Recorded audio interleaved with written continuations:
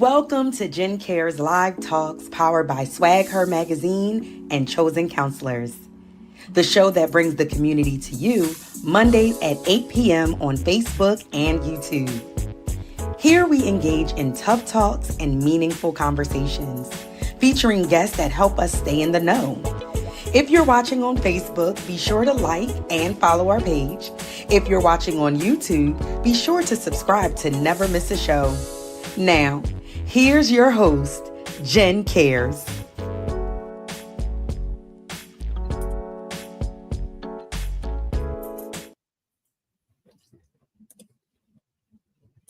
You know, it never fails where I have a glitch, but we get it together. Good evening, and thank you for joining us for another episode of Jen Cares Live Talks, powered by Swag Her Magazine and Chosen Counselors.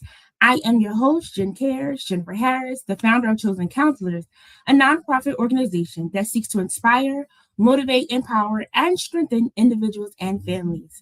Here at Jen Cares, we specialize in bringing the community to you. We love tough talks and meaningful conversations. So be sure to like, comment, and share. And we thank you so much for tuning in. First, I want to give special thanks to Coach Janae for joining us last week. How content are you? It was such a good chat. And if you missed it, you want to go back and tune in. So I'm excited for tonight's episode. I was randomly on the professional version of Facebook, also known as LinkedIn, and came across this post and was introduced to our guest on tonight. So I'm really, really excited to share about his mission in educating the community and creating a safe space. Okay, so let's find out how awesome you are. Help me welcome Jamiel Owens to the stage. Good evening. Thank you. Good evening.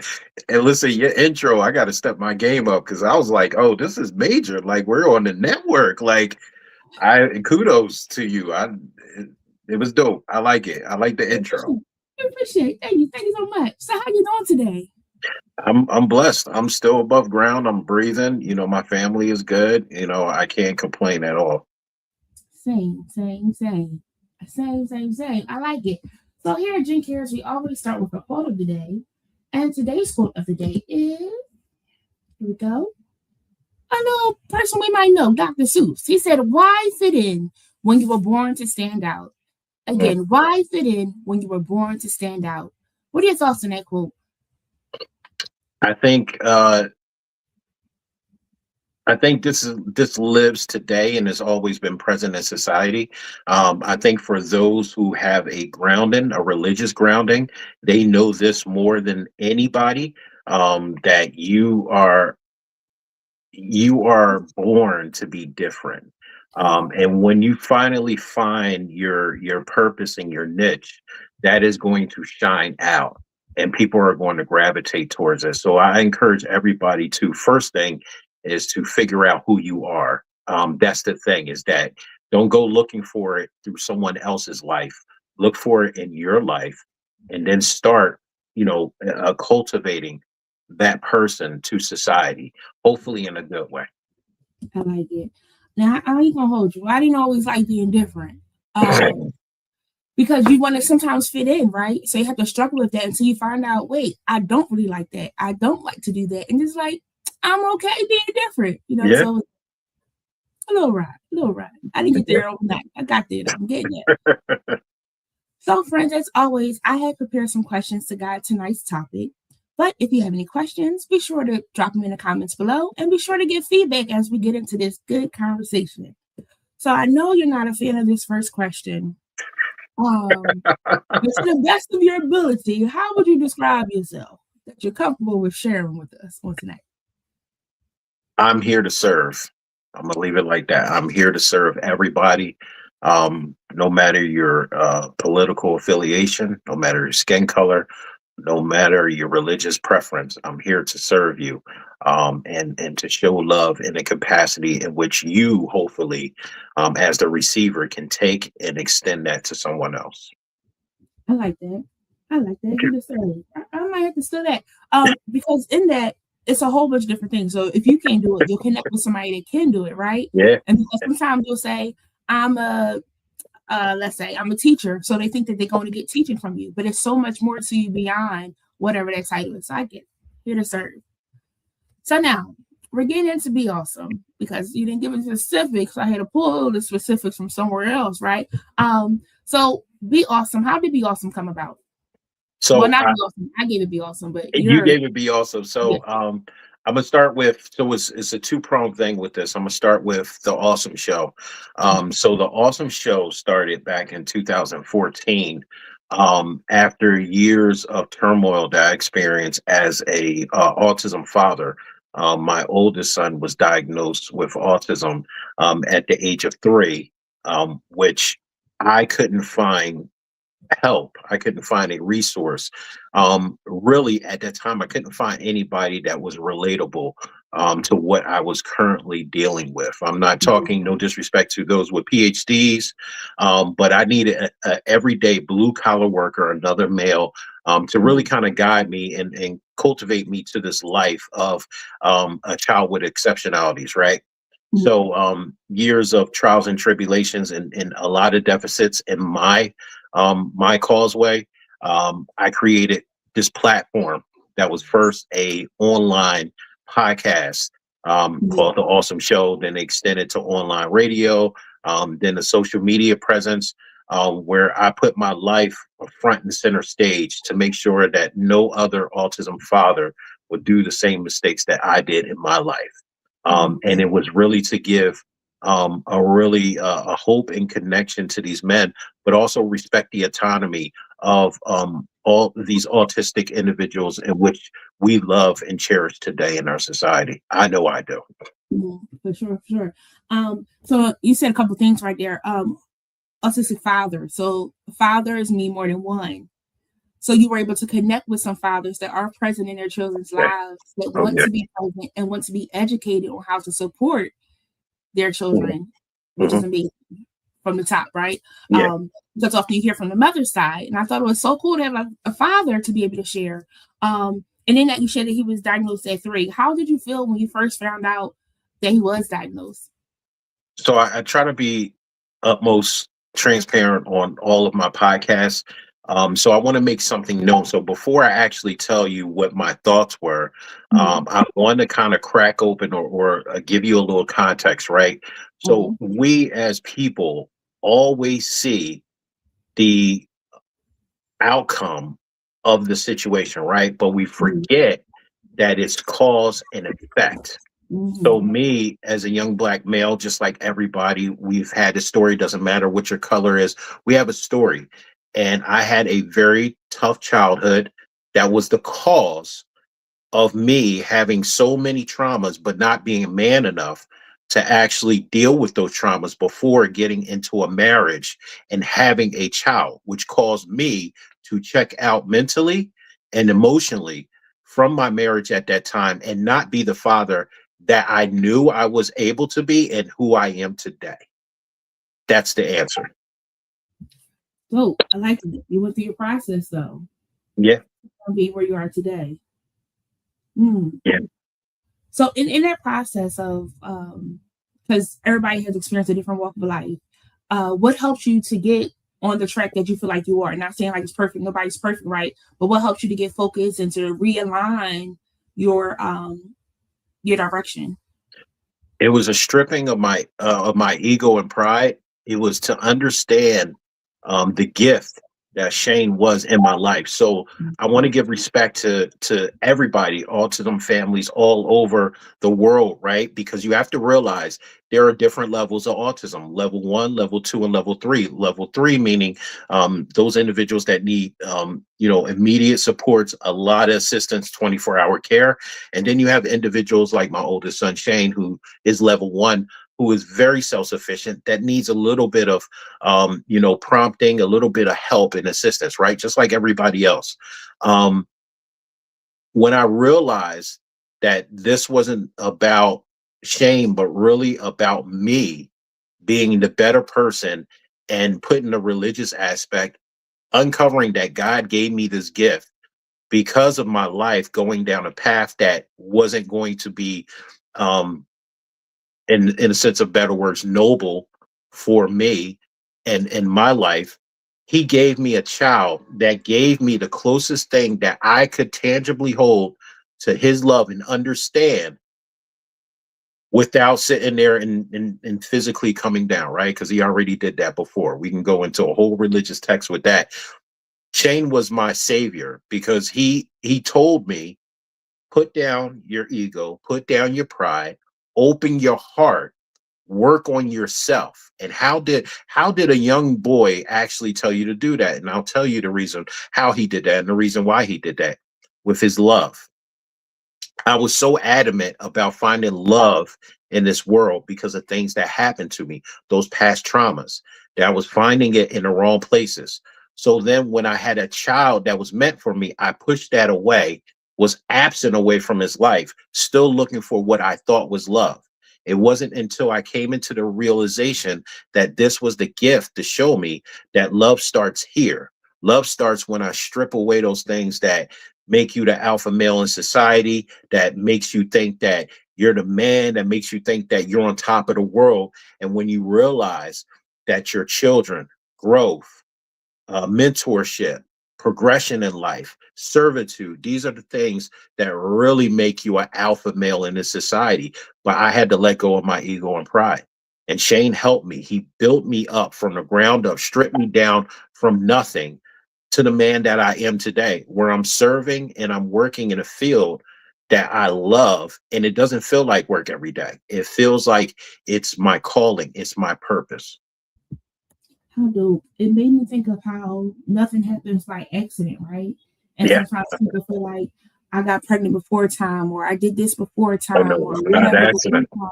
But how everything is really in time for what we need, and how God uses different things, people, places, and things to help slow us down, to Mhm. redirect our focus and say, hey, wait, come back over here. You're doing too much. Yeah, How He gives us a little rope to kind of do whatever we're doing, but brings us back in.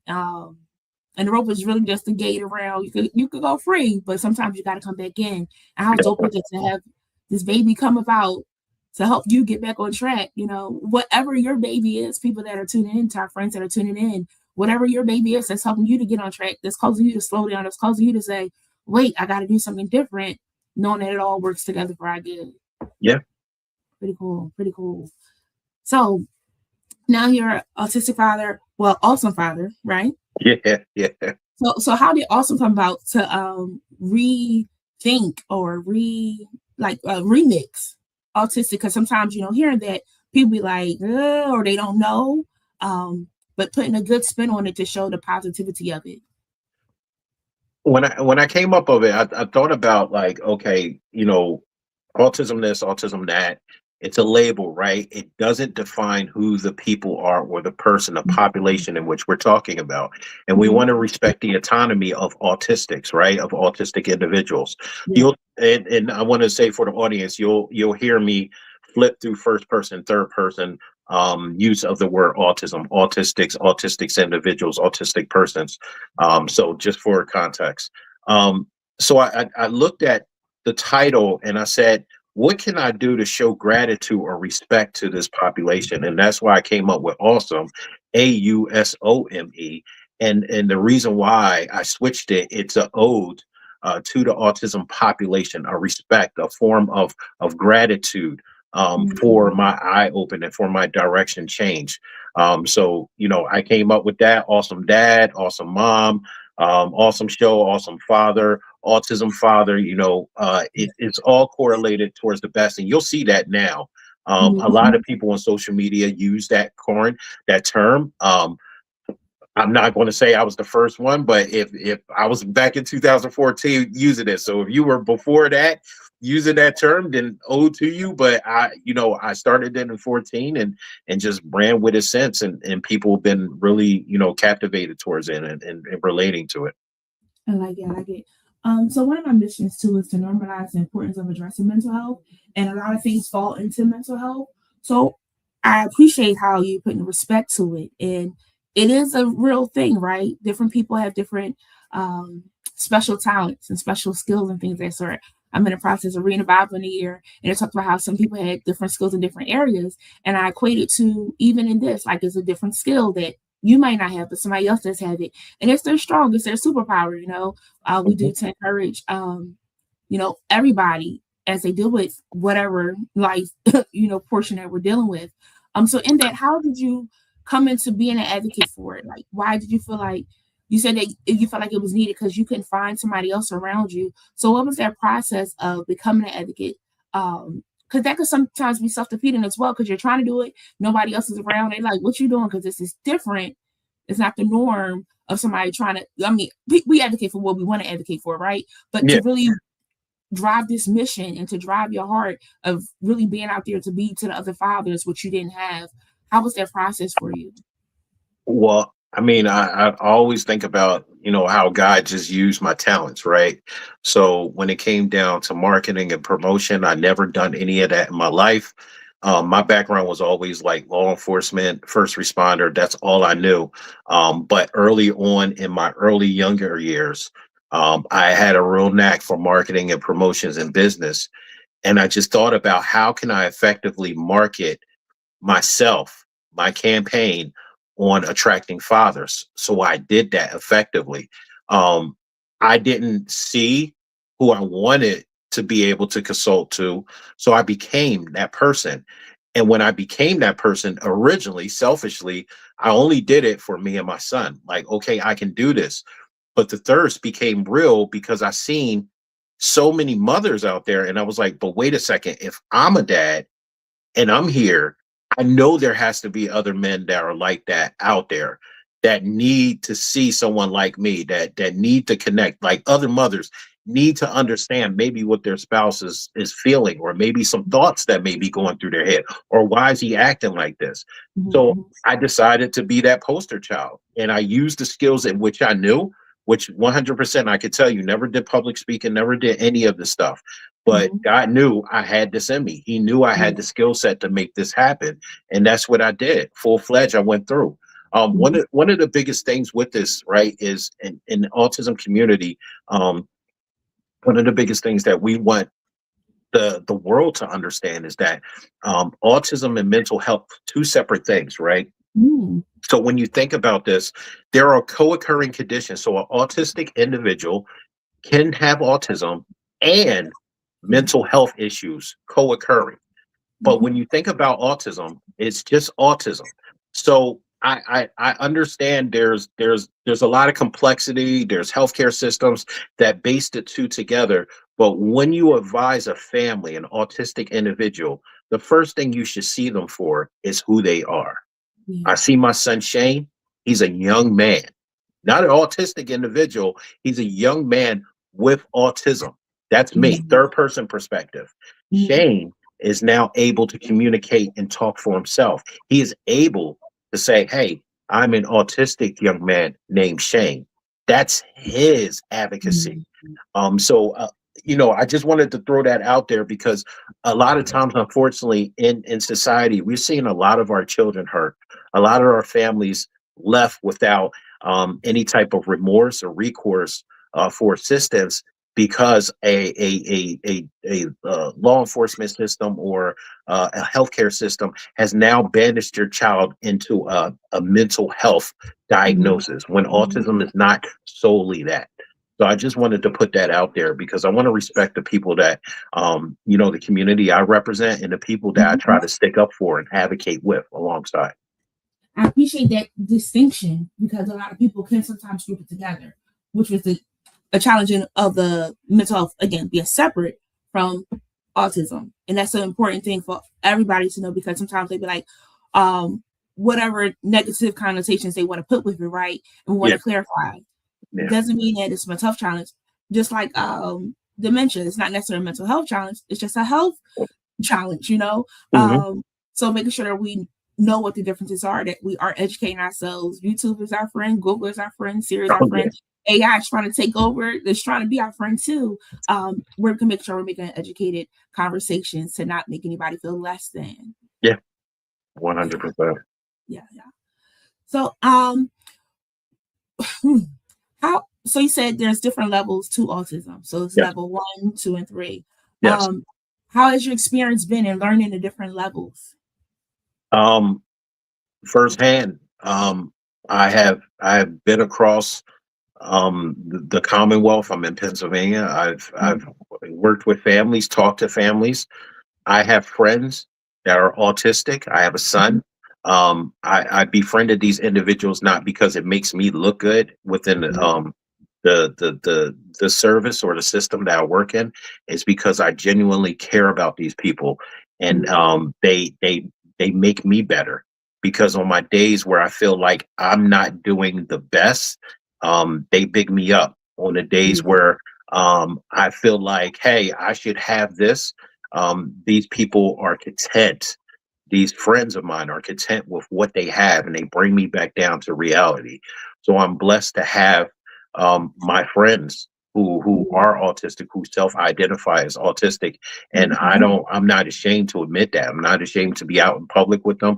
I'm not ashamed to take pictures with them, to invite them over the house, any of that. So that's I've been blessed to be able to experience, and also to educate myself, which is one of the biggest things, education, and be able to expel that education out to the community. So I'm not only keeping this information in, but I'm giving challenges. I'm making people think about how they see their current circumstance. You may be saying that, oh, it's so hard. You have a high functioning, which is a term that is no longer used, but that will be considered a level one loved one, right? But there's a mom 4 counties over who has a high support need, autistic loved one who is really going through it. Mom doesn't have a support system. Mom hasn't had a break. Mom every night has to worry about different things with their child, right? So I try to put the connection in to make sure that everybody on the spectrum is respected, and their feelings and their points are heard and validated and acknowledged. Got you. So I have a question. Mhm. You said that your Shane was diagnosed at 3, and I encounter a lot of parents sometimes where they're not quite sure what's going on. What are some warning signs for someone to explore just getting the testing? And the second fold of that is, what are some words of encouragement? Because sometimes they can be fearful, right? Mhm. I have a parent and she's like, no, because they don't want that label or whatever label it is. And it could be nothing. It could just be some more supports needed. But sometimes people are so fearful of the unknown, and it's not until we shine a light on it that we can address it. I think I could go down hand flapping and non eye contact, or non identification of their name. Like if you Mhm, yell their name or say their name, they won't identify that you're actually saying that. These are things that you can find on the internet. I want to mhm, be concise in my answer. Um, you as a parent, especially mhm, mothers, you're maternal, you are the caregivers, right? When there's something going on with your child. Now mhm, I want to link that, and I want to take it back because I'm an 80s baby, right? I was born in North mhm, Philadelphia, 17th and Susquehanna, right? So back mhm, around the way, mhm, um, we had a mantra to take care of our own, right? mhm, So even though you knew there was an individual on the block that wasn't quite there, that's the term mhm. that we used, Right. we took care of them. Yes. We didn't go to the extent saying, hey, Mrs. Jones, Mrs. Reeves, I think Johnny here needs to probably see a doctor because he was doing this or that. We'd just be Mhm. like, don't worry about it, we got your back, and that's it. Yeah. um to my communities, not just the black and brown communities, but all my communities, that's gone. You have to Yeah. leave that mentality alone. There's more courage in standing up and saying, hey, I love you enough to tell you that I'm observing something different Mhm, about your child. I'm not an expert and I don't know what it is, but I would like to walk this path with you to just make sure that your child is okay. I mhm, think that's what we really need in our communities. There's no more taking care of little Mookie down the block. There's no more yeah, saying, oh, Brian's cool, he's just going to be around us. We got him. mhm, He ain't got to worry about nothing. Is now taking a step further and saying, hey, I respect you and I love you enough mhm, to say, hey, maybe we need to go get this checked out. mhm, Maybe you need to go and find some answers, or even better, hey, I looked up some research and I just wanted to give this to you. So maybe you can read it over. And if you have any questions, I can help you find mhm, those answers. That's where we need to be at today. We're doing a mhm, great job at it, mhm, but I think we can do better because, as you just said, there are parents out there that are afraid of the unknown, right? mhm, You're afraid of the unknown. Let me tell you this. When you get drunk and you get into a car and you drive, how come you're not afraid of that unknown? but you're Mhm. afraid to sit there and take your child to get tested to make sure that they live out their life to the fullest potential. Yeah. Yeah. You don't Hmm. know how you're going to get home, right? You and Ty, Yeah. I don't know how I got home. I was out, I was clubbing, and I got home. You wasn't afraid of that unknown, but you're afraid of the unknown that you physically see in front of you, Mhm. knowing that you love this child and you want the best for them. And loving them sometimes is giving them the hardest answers, sometimes doing the hardest thing for yourself. Mhm. Mm. So good. So true. So true. Ooh.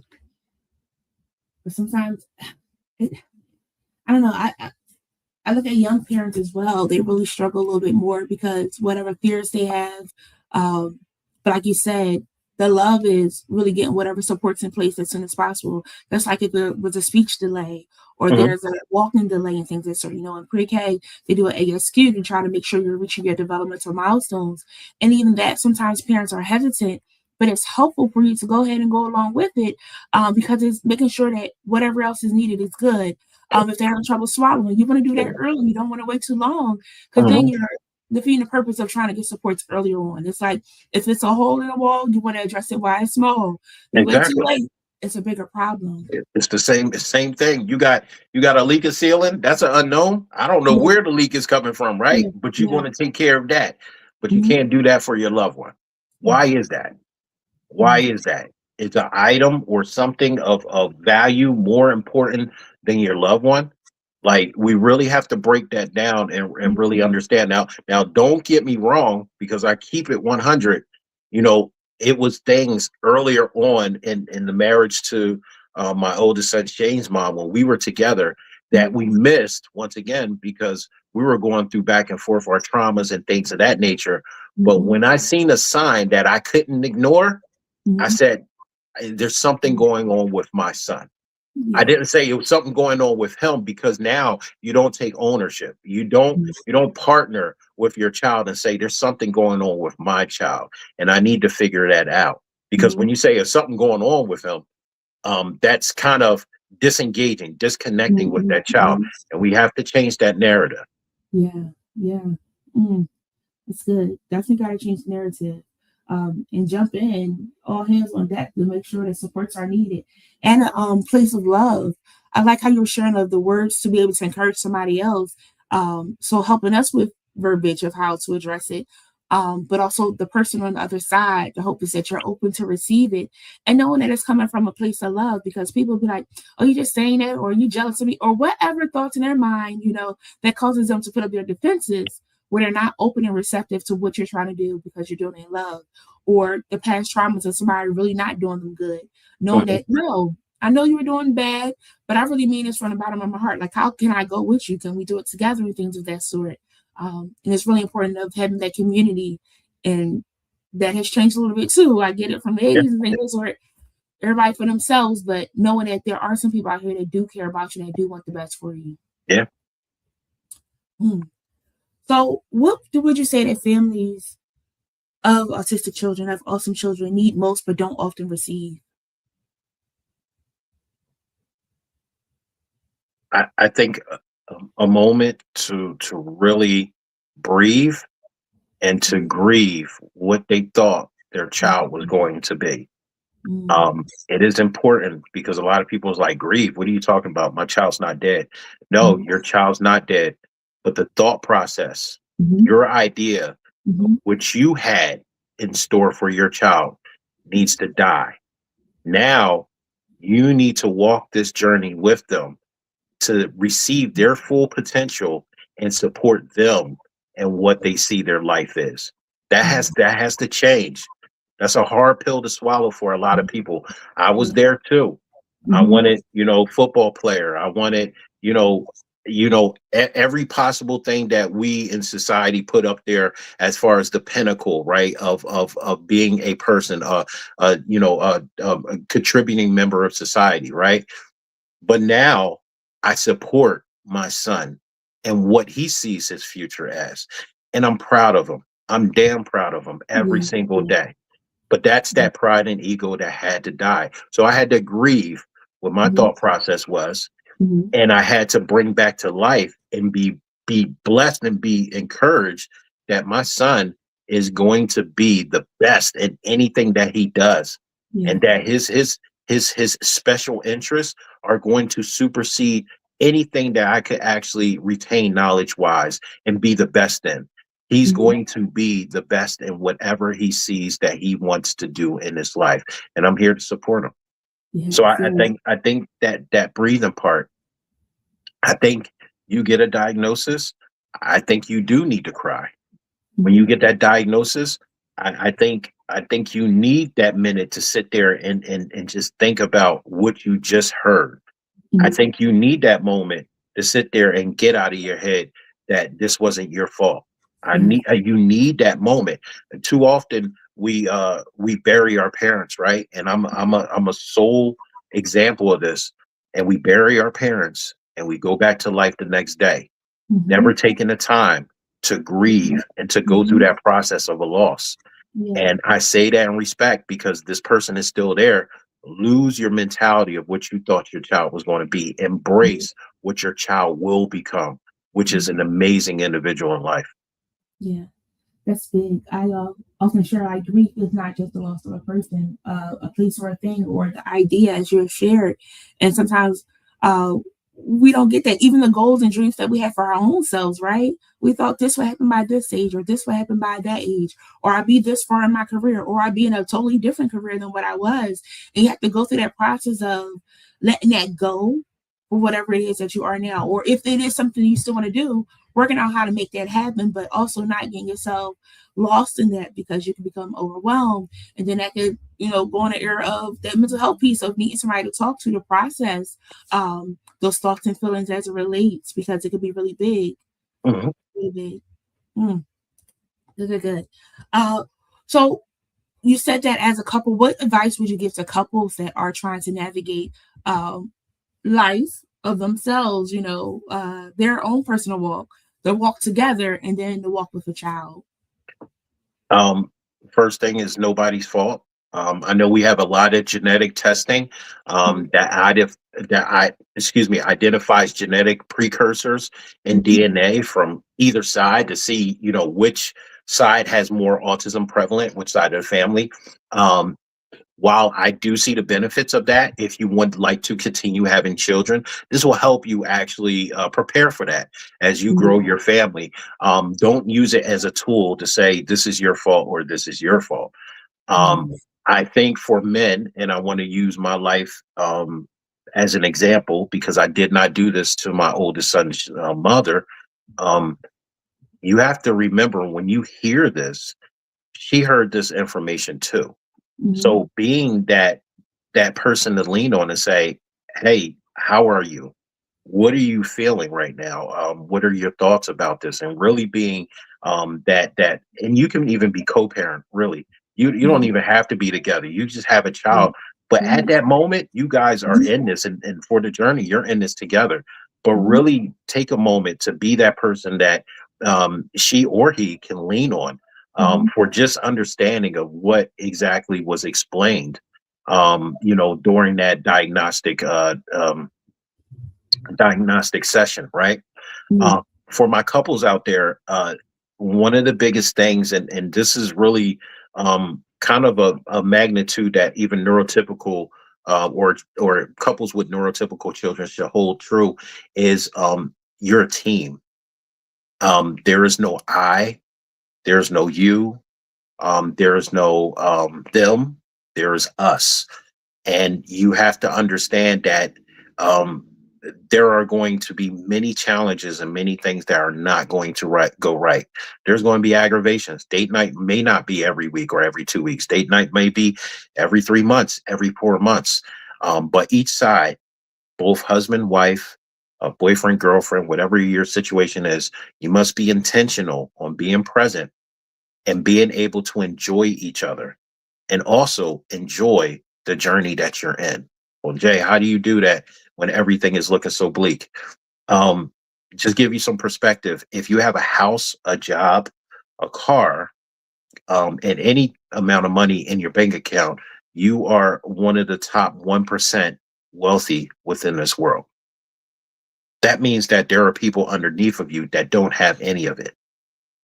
If you have a child with exceptionalities, um, you have a wealth of information that can't be displayed in any book, that people won't be able to teach you about. Why?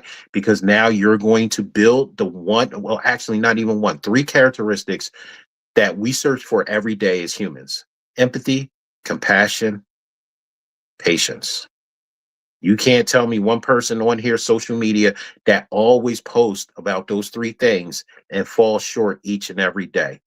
But you have a person in front of you that sees the world different, that is different in the physical form, maybe different in any other way, who will give you the biggest hug on the days that you feel like crap and will tear everything else away. Or how you are now patient enough, whereas though you was a road rage driver, but now because of your loved one with exceptionalities have showed you how patience works for them, you're a patient with everybody that you come in contact with.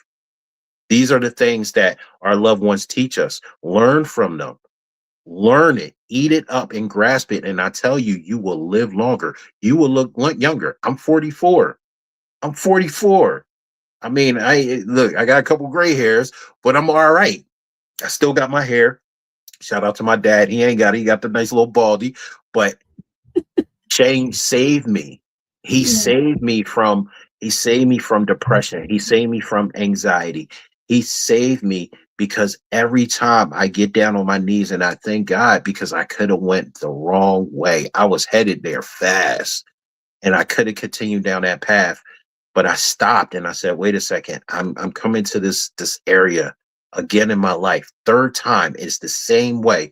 What is the message that I'm being sent? And who is the common denominator in it? And every single time is my son.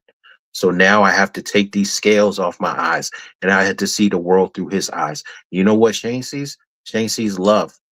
He sees people. He wants to talk. I'm gonna tell you something. I'm sorry. I'm going on a tangent. I'm sorry. I'm gonna tell you this one little story. You This all right? You weekend, all right? this weekend, I'm taking my boys out to breakfast. Two times this weekend, strangers came up to my oldest son and had a conversation with him. And Shane did not say, "Oh, I ain't got time for this. I need to eat my breakfast," or "You know what? I'm busy right here." Shane was like, "Tell me more." Mm. You know what lesson I learned from that? There's nobody smaller than you. I don't care if it's Yeah. an old lady you never met before that's telling you about something that you don't even care about. You respect her enough to sit there and you bond with her, you connect with her. I'm learning patience. I'm learning a new lesson with my sons every single day, especially with Shane. Yeah. That's a big one because life is so short, so we never know what that conversation can do. Because, like you said, everybody's looking for empathy, compassion, and patience. Someone to just hear them out, whether they're rambling, telling the same story over and over again. We never know how big of an impact that can make. Even for ourselves, we know we go to call somebody, and if they don't have time, we like get ourselves together or try calling somebody else. But other times we got to get ourselves together by ourselves if they're unavailable. But to have somebody take that time to check in and say, tell me more, it's like, oh, open up the can of worms. I got a story for you, Yeah, but it brings you joy and it just makes your heart, gives you those feel goods that you need. exactly. Yeah. Another part you talked about was the testing, right? Mhm. Of like trying to see what side it came from and things of that sort. And I feel like that is so I get it. But it sometimes can have a two-edged to it, right? Like you're Mhm. trying to find out to know what side it came from, or that some history is on your side and it's like, was it me and things of that sort. But at the end of the day, knowing that it still worked out how it's supposed to work out, Mhm. because people can get upset or have that fear or not fear but guilt of it's my fault, right?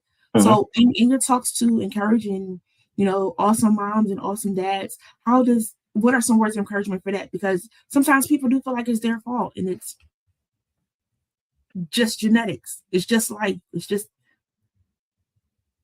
I think the ownership of fault is it's a double-edged sword, right? So when yeah, you're thinking about children who are born different or with exceptionalities, um, people want to locate who to blame, right?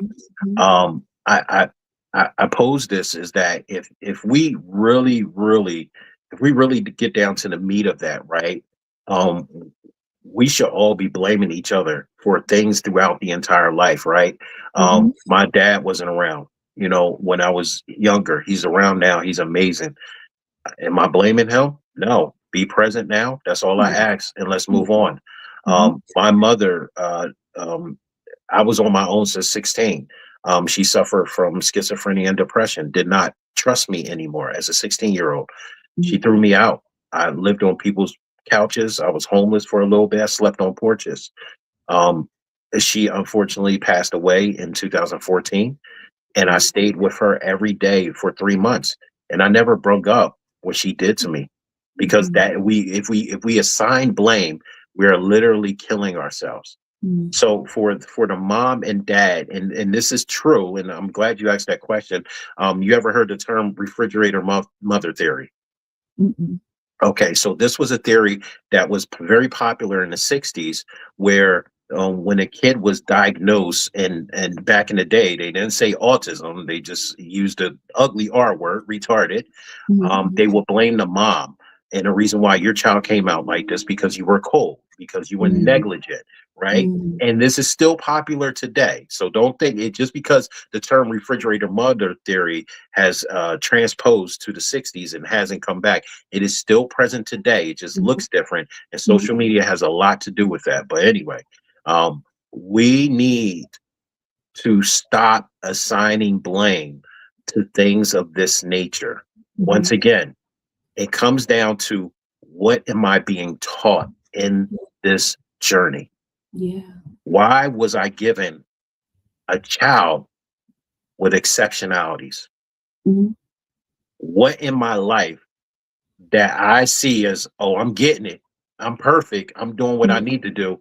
What am I being shown like, this is not what I have in store for you? But Mm-hmm. once again, for me personally, because I'm not here to invoke my religious beliefs, but that made me think of my higher power, my father up above, and how he knows everything for my life, right?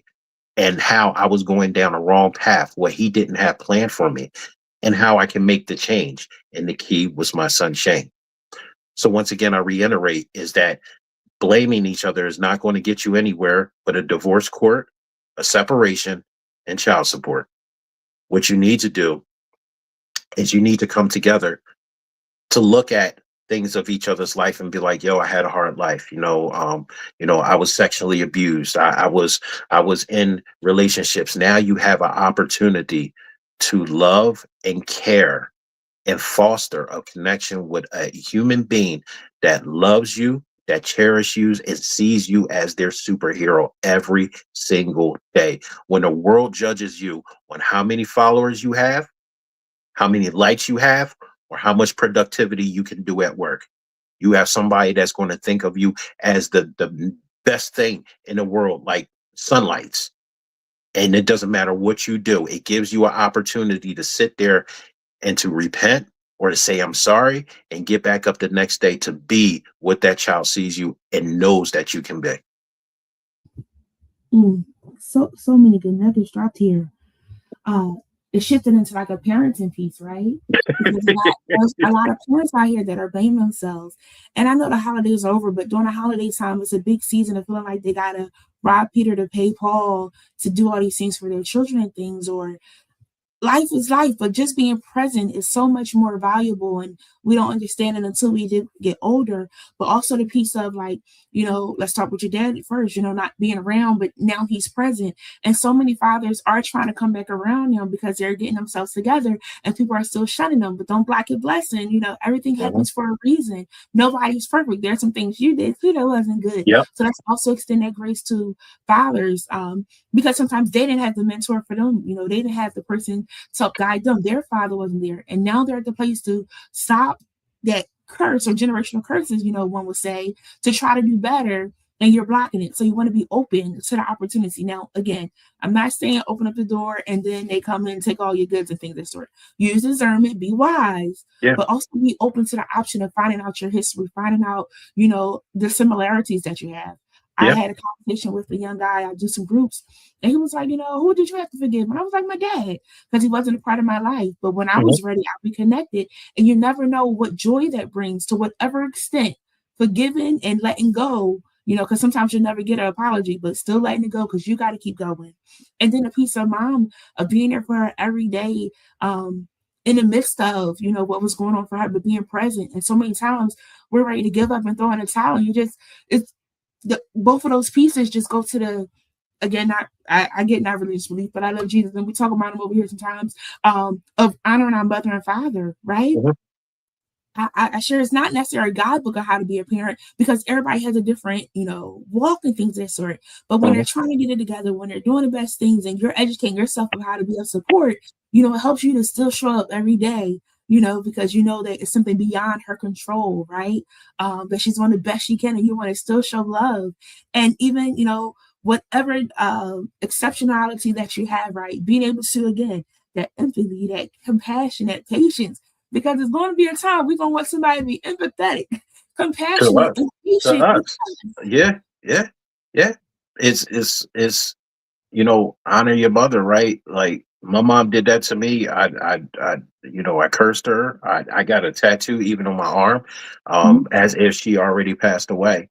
And I had to reconcile with that when I got the call because she was homeless for a number of years. She was on medication, but then she became homeless. And I only had 3 months left with my mom when I found her. And you think I was saying, oh, well, she's dead to the world? No, I didn't even bring that up. I was there every single day until her last breath. And I never brung up even the hardships I did, the trials that I did. None of that mattered at the time. And that never mattered at the time. We hold on to anger and it ages us. It deteriorates us. It kills us, literally. In that case, for anybody that's listening right now, and you're like, "Oh, well, I can't do that with my dad, my mom." I understand that, and I want to acknowledge that. But there will come a time where you will be asked, tell me about your mom, tell me about your dad. And you have to make that conscious decision. Are you going to curse them? Or are you going to be like, you know what? My mom and my dad, they tried their best. It wasn't always the best for me or them, but they tried their best because once again, we're all imperfect, right? And you leave it like that. That's still honoring your mom and your dad. You know why? Because you didn't curse them. You gave an honest truth. They tried their best. And you acknowledge humility in that comment right there. So I'm here to change perspectives because I've been through it. I don't talk this because it sounds good or it makes me look good. I've been through some things where I should have been cursing a lot of people out in my life, and instead I'm apologizing to them. And I'm really cherishing that I have a second chance to even engage in that apology with them. Yeah. It's not until we really find out that life is short, until it really gets to our door, like we hear of a lost loved one or someone taking their life or life just being the end of life the road. Is life, yeah. And it's not until those situations get a little closer to home that we then get a change of perspective. But I want to challenge us because we don't know our time. We don't know when the last day will be. People are walking out of their homes and thinking that they're coming back home when they're not coming back home due to bullets having no name, due to cars having accidents. I saw a car came off a tow truck and harmed somebody else and took their lives. So we never know when our time is. And people are just having bad days too. They just walk by you and see you and be like, I want to harm you today. Crazy, but it's happening, right? So we just want to make sure we have things in alignment to the best of our ability with the time that we do have, because it's so important. True. Good. I also like the other part. You set another part up. Like if you got a house, you got a car, you got a job. But then you said any amount of money in the bank. So friends, wherever you are, that penny, that quarter, that nickel, that dime, you are doing a lot better than you would think. So yeah, taking a moment to be grateful for what we do have and the life that we do have and supporting those around us. So in your process of, becoming an advocate and things, can we talk about your support system during that time? Because sometimes people don't know what to say. Right. So let's talk about those that don't know what to say, how to encourage them and give them some better words to say to be able to help you breathe in those moments, right? And to grieve in those moments. and what are some positive things people can do of supporting you as parents? I think acknowledgement, not saying, oh, my pain is more than your pain, Mm-hmm. but not acknowledging the pain and sitting in the pain. When I first got into Christianity, right, one of the books that I read by accident because I didn't know where to start. Right, they don't give you a manual. It'll be like, oh, you got to start here, and then you're gonna learn everything about Jesus and everything. Yeah. But Yeah. one of the books that I read was the book of Job, and if you know that was a book of suffering, where God gave the devil permission to tempt or to take away from one of his noblest men here on earth. And he Mhm. stripped him of everything. He killed his children. He burnt down his house. He took away his crops. Back then, in those ages, you had plenty of farm animals and everything. You were wealthy. Yeah. Stripped him of everything, gave him leprosy, which Mhm. was one of the biggest diseases back in the day. And I Wow. remember the part where his three friends came and sat with him. Mm. And in that time, they mocked God. They talked about him like this is who you worship, right? And it came to a point where Job was so down, and he was like, you know what? You're right. Why do you do this to me? If I was really embedded in who you are, I served Mhm. you. Why do you do this to me? And then he had a moment, still sitting with his friends, so they're still Mhm. talking trash, but he's Mhm. sitting with them. And then he had a moment of reconciliation with God and said, I'm still here with you. I still believe and I still have faith in you. Yeah. And God not only blessed him, but blessed him three times over. And in the midst of that, God wanted to destroy or kill his friends. Oh, they blaspheme me? I'm going to have to take them out. But Job stood up and said, no, God, let me work on them to serve you. And God gave him permission. And Mm. they all lived happily ever after. So why do I tell you this story? Because it impacted me. Yeah. Is that we have to sit with our friends, our loved ones. We have to sit in it with them. We have to Mhm. cry with them. We have to hug with them. We have to we have to mourn with them. Yeah. But in that time, we often also have to encourage. We Mhm. have to give them hope. We have to pour into them. And the most that's the most extreme way, the most caring and empathetic way that you can acknowledge a parent, a person, neurotypical and neurodiverse. That is the most extreme way, and it should be on the top of the list of everybody. Just Yeah. sit with them in it, absorb that. If you're married, sit in it with your wife, Mhm. sit in it with her. Yeah. Ooh, it's so good because people sometimes don't know what to say, or they're saying the first thing that comes to their mouth. The mom said, if you ain't got nothing nice to say, don't say nothing at all. But they think that it's nice and they want to share it, right? So then like I have like it's an acronym is to think, is it true? Is it helpful? Is it inspiring? Is it necessary? Is it kind? And if you can't get through all five, keep it to yourself. You can get that it's true, but is it helpful? Then keep it to yourself. Or it's helpful, but is it inspiring? Is it going to uplift?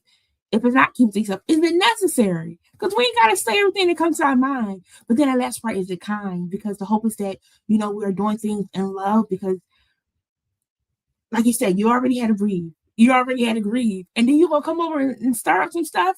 I can't take it out on my baby, but I can take it out on you, things of that sort. And that part of still showing empathy, still showing compassion, still being patient, because obviously they don't understand, right? But using it as a moment to educate them as Job, let me try to help them out with things of that sort.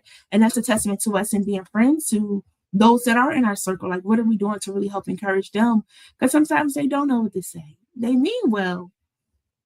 That's my benefit of the doubt wanting to say that they mean well, right? Because sometimes Mhm. they really just don't know no better, They right? just don't know. Um, Yeah. but that big part of being there. And sometimes if you don't know what to say, just still being there, going over and helping clean. Like, I don't need you to do that. It's all right. It just, helps me to like make me feel like I'm doing something. So those different things. That ministry of helps, it's like when somebody does lose a loved one, everybody's going over and checking in and calling in.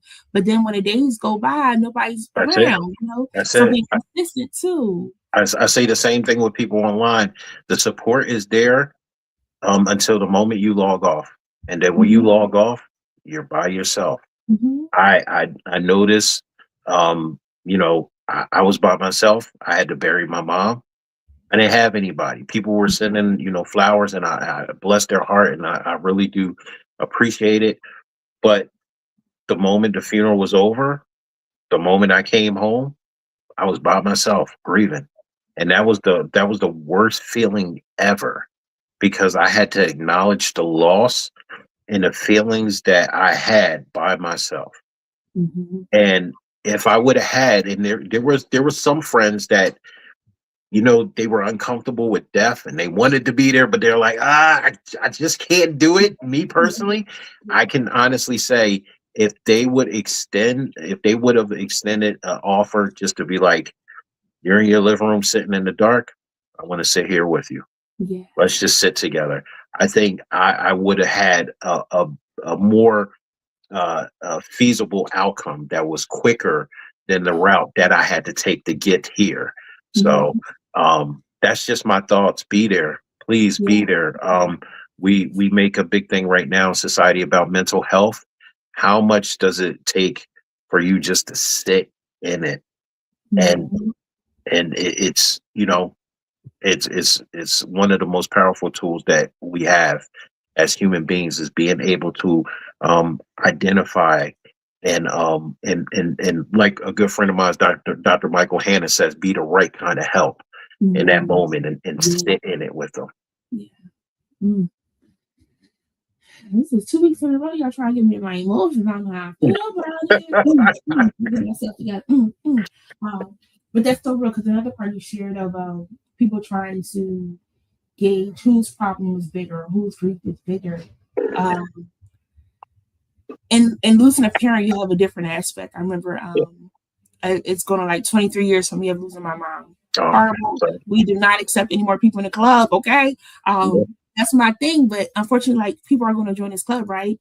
And a friend of mine, she's like, do something to celebrate her, things that are sort of around Mother's Day or birthday. And I was like, yeah, no, I just want to stay in my bed, right?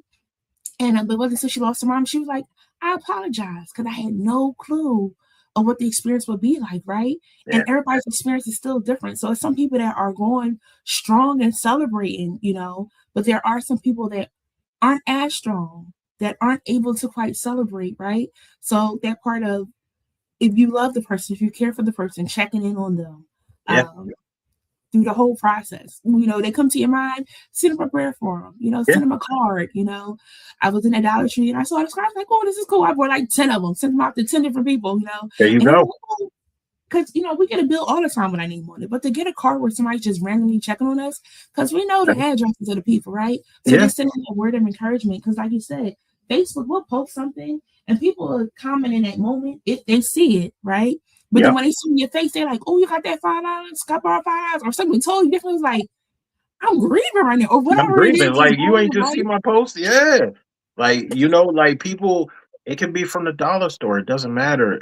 As long as you acknowledge people and you acknowledge what they're going through, I think that makes you a superhuman. That makes you a superhero. That makes you unforgettable. I always say the biggest thing is that I would rather have people at my funeral to tell my sons, your dad helped me in my life. Your dad helped me keep my marriage together. Your dad helped my wife realize that I could be a better father than them telling, oh, your dad was a good man. There's nobody good on this planet. Just here to serve and do the best that I possibly can do. But if I impact somebody's life, if I save a marriage, if I make or allow an autistic person to believe in themselves, if I have my son to stand up and say, I am who I am, and I know my dad advocated for me and others just like me, and now I want to do it just like him, I've done my job here. That's what matters. The talking to, if I can help somebody, then my living will not be in vain. And sometimes we get discouraged because we're trying to help the masses, but sometimes it's that one person. A lot of times it's that one person that will come back and say, thank you, I needed it, you didn't realize it. But the 9 kept going, but that one to come back and say thank you, and that's all you need a lot of times, because it's like, I got to keep going because somebody is watching, somebody is looking. And it stinks because we go through different things, and it's not even for us. just to help somebody else. And you're like, well, why you couldn't find somebody else to do it, God? But thank you. Why not me? And thank you for giving me the strength, because some people don't bounce back from some of the things I've been through. No. It's only by the grace of God that I have bounced back from many things, of having people around, of not having people around, of people snide comments and things of that sort, people supportive comments and things of that sort. But again, working to exude that empathy, that compassion, that patience, because if we all keep on living, never say never, it may come past your door. Yeah. This is good. Okay, so I gotta talk about you a couple more seconds. Is it okay? Yeah. Okay. You good? Because you're an author. You've also written books, right? So like, even though you're on the ground, helping so many people, you've also put some books out there that will be here forever and ever. And sometimes people may not hear this live, right? People may not see you in passing. People may not know from 6 Degrees of Separation, but they might randomly be on Amazon and just be Googling and searching, looking for something. What are some of the books that you have out here that are encouraging, that people should pick up? Because we're still in the beginning of the year. People have resolutions, want to still keep it going, especially in the first of the month. So as we're in the first quarter of the year, what are some books that you have out here to share? So I wrote a total of 7 books, and then I was a co-author in 1, so 8 total. My first book, Life is a Puzzle. God Gave You a Cheat Sheet. It's a 15-day devotional for autism fathers. It basically explains my life and puts it to biblical principles. And it goes in depth to my life. I don't sugarcoat anything. I tell you what I did wrong. I tell you what type of man I was, and I show you pictures of exactly where I was and where I'm at currently right now.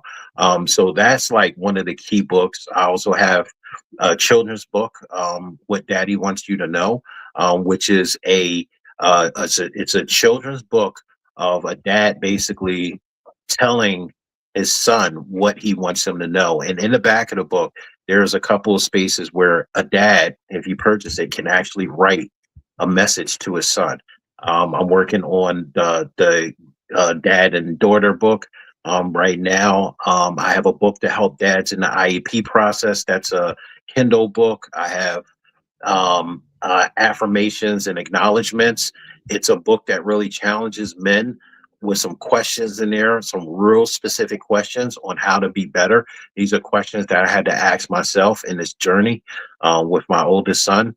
So that's just some of the books. Once again, I don't like talking about myself. So you can go on Amazon and you can punch my name in, and all of them should come up. I have a book too of poetry and photography. So I did that or whatever, and that really helped me through my depression. Someone gave me a camera and said, why don't you take it out on a lens?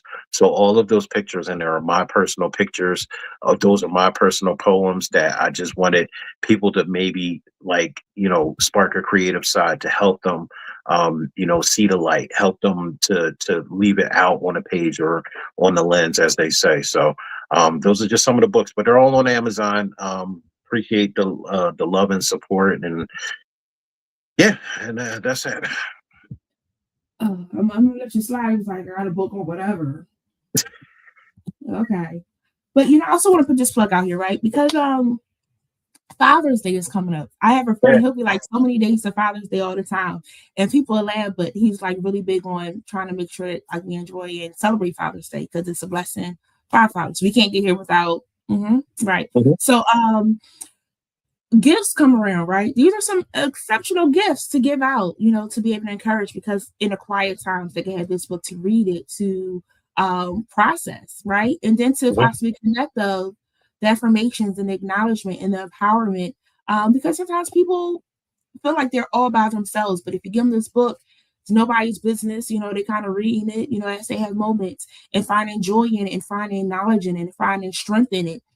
So this is a good item to add to the men that I love this, what Daddy wants you to know. And then being able to write that letter in the back of it. I like it. Thank you. And like it's a puzzle, God gave you a cheat sheet. I'm trying to figure out this cheat sheet myself every day. So sometimes we need that. So another thing I do want to highlight, you share some events. So let's talk about those. I'm gonna put the flyer up, and if you could talk about it, I want to be able to share that for others to connect with. So the first one is our 2026 Involved in It Forum. Can you share about this event? Yeah, so this is a fathers conference that I started. This is the third year.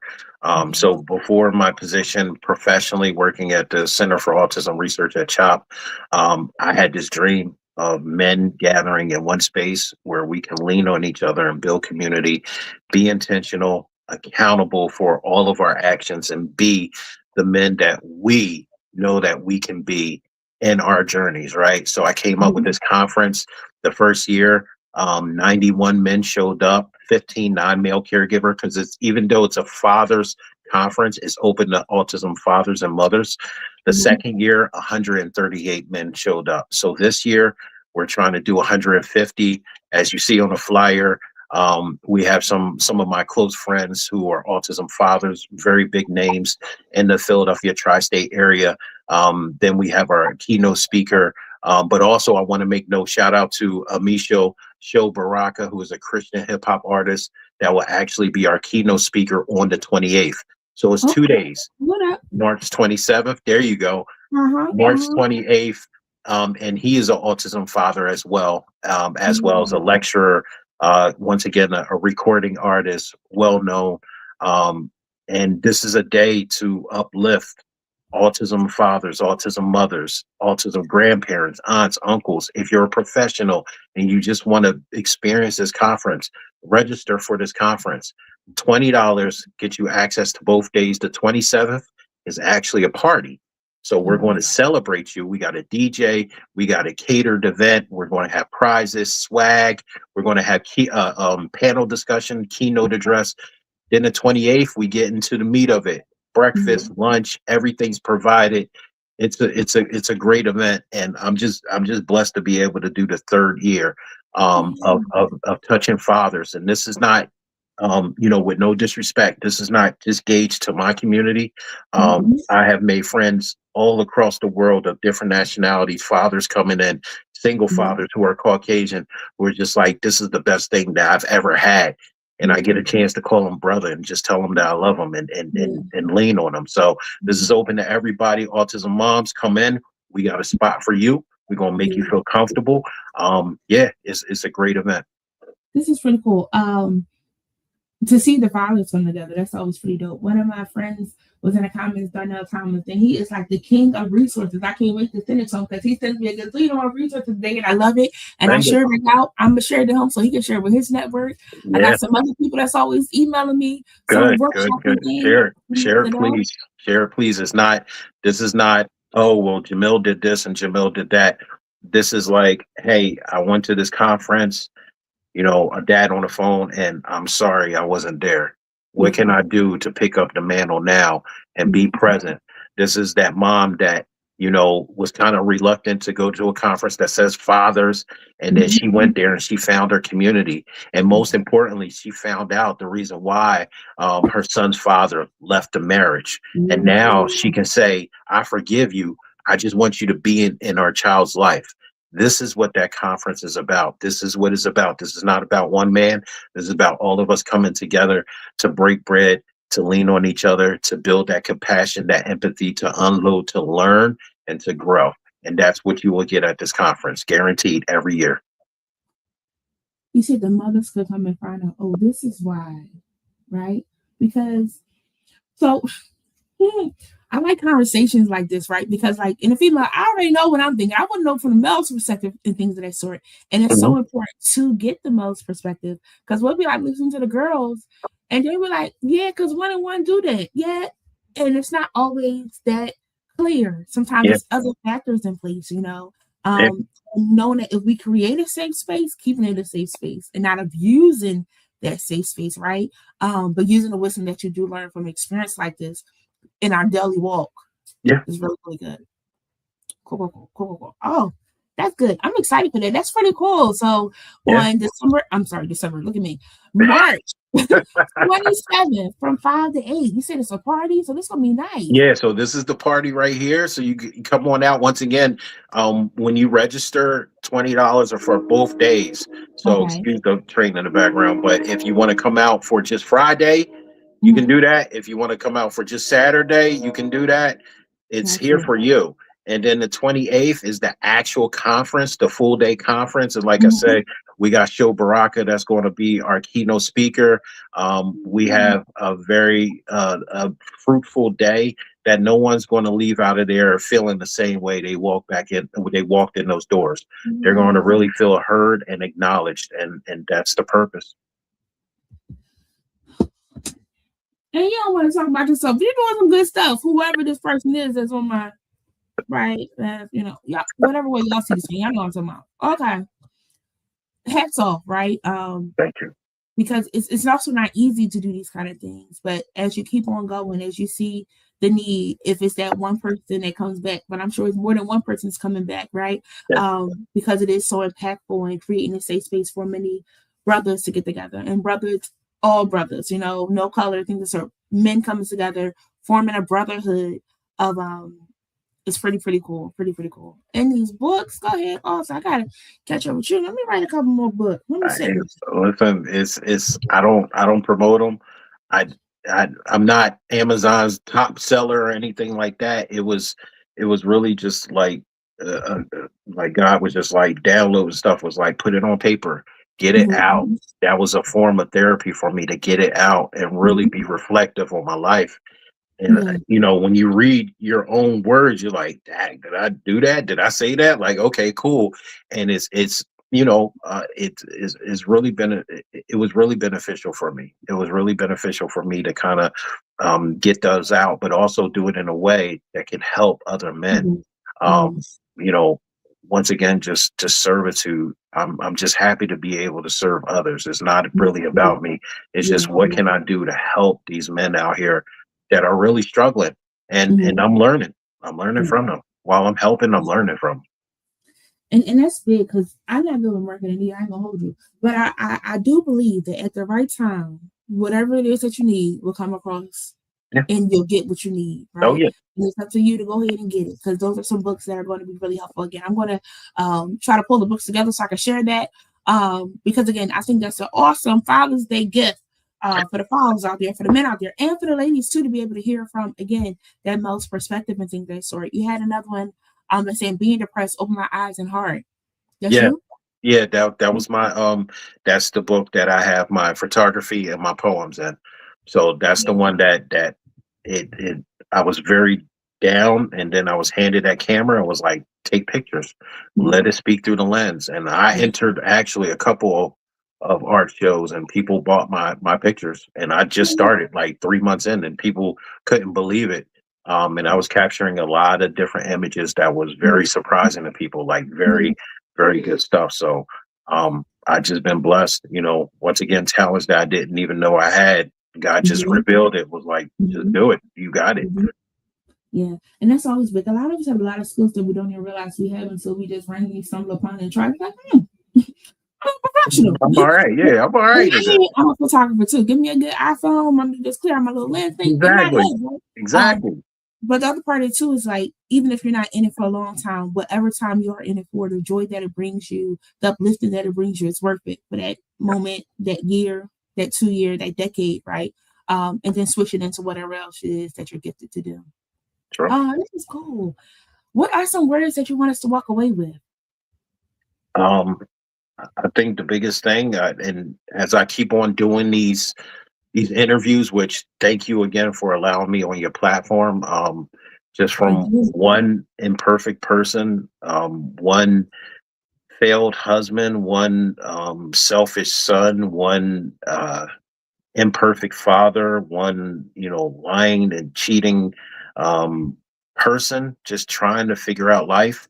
I love you, and I want that to resonate with you, because there's a difference between people showing loves and gifts, and being able to actually say it to a stranger. So whoever you are, hope you hear my words when I say I love you, and I truly mean it. and I hope it saves you from taking your last breath, or walking out of your marriage, or doing anything that's negative. I hope when you hear that, you see God in me, and you hear His voice, and you understand that a broken man can be torn down and built back up in order to love other people and express that to you. So I love you all, and I hope you remain blessed and healthy, and know that you are acknowledged and you are seen. Just be righteous. Mm, mm. I love it. Also leave. I also often leave with the lead. Leave, send off with the love too, because it's so simple, but it's so big, and sometimes people don't hear it. I'll never forget hearing a young lady say, she felt like her mom didn't love her. I was like, well, I love you, right? Yeah, you tell me all the time. And sometimes verbally hearing is so much different than you just showing those actions. So I challenge you to also share with somebody in your life that you love them, because then life is short. We never know when it come back around. But yes, I love that. Y'all be sure to follow our guests at the Awesome Show or at Awesomeness Inc. Again, I will be sharing the flyers because I'm so excited for that. That's pretty dope to just continue to see the growth and how people continue to gravitate, because it only takes one and then tell somebody else, be like, come on, bulls, we need to go to this because it's going to be Yeah, good. yeah, It's a cool thing. yeah, But that's pretty, pretty cool. So, guys, y'all be sure to go and follow to see the awesomeness that's going on over on Instagram on the Awesome Show and Awesomeness Inc. This is pretty cool. And again, if you are free on the 27th, 28th of March, I got the right month now. yep, That's this month. You got some time to plan. Everybody's not booked all the way out. So if you're not booked all the way out, try to put it on your calendar because it's going to be a dope, dope time. Really, yeah. really cool. And if you are an awesome mom or awesome dad that want to come to this conference, but financially, $20, we're all strapped. Listen, come down there, and you will get in. I will cover you, because your sanctity and you being present is more important than getting money from you. So if you are having financial hardship, you can reach out to me, or you can just take the drive down there. I'm not going to turn you away. We're not going to turn you away. Come get this information, be transformed, be acknowledged, get the support you need. Don't worry about that. Your family, your structure, your progression is more important than $20. I love it. Don't often do this either. But Chosen, we're going to sponsor 5 tickets. So I'm going to get the information to send over, because this is so cool what you're doing. And like it's Thank the you. simple things sometimes. These are also ways of encouragement. This is really cool. Again, Thank seeing you. fathers come together. I was the little girl that wanted to father around. So if you're helping some fathers to stay around, I want to push that mission. I Um, feel that. Thank you. I appreciate. Listen, you're a blessing. Thank you. yes, yes, 5 people. Let's get them down there. Let's get them. Let's get yes. them support. Seriously. Yeah, Thank you. yeah. Well, whoever you want to send, if somebody wants to go, you drop in a comment. I'll let them know so that you get your name on the list. But either way, making sure it's still going, is going from my pocket to yours. Make sure this the mission of what it is that you're doing. Keep going. This is pretty cool. I appreciate it. Thank you. Thank you. Awesome. Thank you so much for joining us. I hope you have a great evening. Thank you. You too. Thank you, everybody. Peace. Oh man, that was pretty cool, friend. You know, Oh, that was pretty cool. That was pretty cool. I enjoyed myself. I hope you guys enjoyed yourself. A lot of good things that are going on. That's not the one I want. Here we go. Work this one out. It'll work. But how cool is that? Awesome. How awesome are you? And I hope it's that fathers that go are encouraged to keep on going in this thing called life. If you know some fathers that could benefit from going, maybe not an awesome father, unless you are an awesome father, whatever father you are, right? But to be able to go and hear other fathers, to get some inspiration, to get some wisdom and things of that sort. They have that mentorship, they have that brotherhood is really, really needed. So y'all be sure to check it out and what is going on in Wilmington on the 27th and the 28th of March. Don't forget our quote of the day: why fit in when you were born to stand out? Dr. Seuss. Again, why fit in when you were born to stand out? I will be sure to share the flyers for the event that's upcoming. Again, we'll be sponsoring 5. If you would like to go, please do let us know so we get your name on the list. We won't be here next week. I'm going to take a day off. Why? Because, self-care. Or either I didn't put that date out for people to schedule. But it's okay because we booked for the next Mondays, right? And if you do want to be a guest, be sure to comment guest or send me a message. If you know somebody that would be great to share their story, I would be excited to have them on. I'm so excited for always meeting new people. We got some great guests coming up. So again, no Jen Cares next week, but we will be here that next Monday. I do love you all for real. I hope you have an amazing week. And that you know that you are loved and that you are needed in this world and that you do not give up. So until next time, I love y'all. Good night. Thanks for joining Jen Cares this week. Special thanks to our sponsors, Swag Her Magazine and Chosen Counselors, guests, and viewers. Such a good conversation. Be sure to follow us on Facebook, Instagram, and subscribe to our YouTube channel. If you found value in today's show, we'd appreciate your sharing it with a friend and dropping a comment down below. Until next time.